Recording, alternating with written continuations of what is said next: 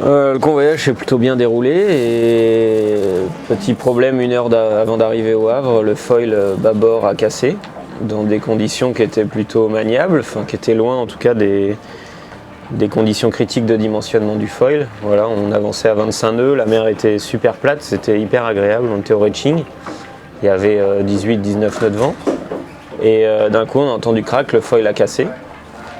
Voilà, donc il a rompu direct au plus proche de la coque. Donc voilà, un peu frustrant, décevant, après tout ce travail réalisé de toute l'équipe Arké à Paprec pour être ici. Par bonheur, ce foil n'a pas abîmé tous les éléments du bateau, tous les autres éléments, le gréement, la coque, les safrans et autres. Donc voilà, ça nous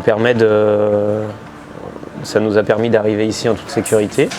Maintenant, on va essayer de démonter ce foil, enfin le petit bout qui nous reste, analyser ce qui s'est passé, comprendre pourquoi est-ce que ça a cassé, parce que c'est des conditions normales d'utilisation. On était très loin de conditions où voilà, ça devenait dangereux pour la structure du bateau ou du foil.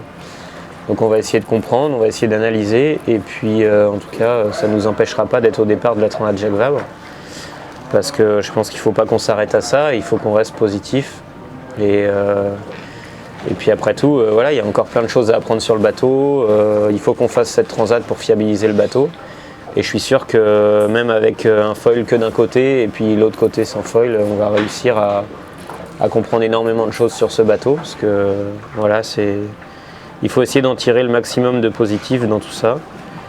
Ça reste frustrant parce que les objectifs sportifs ne seront pas du tout les mêmes. On n'y va plus du tout pour la victoire ou pour un podium, on y va pour terminer la course dans de bonnes conditions, essayer de s'enrichir de cette expérience.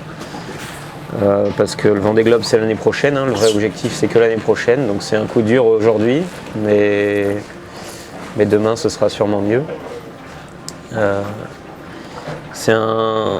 On commence à atteindre des technologies qui sont complètement novatrices, donc forcément parfois ça passe par de la casse matérielle.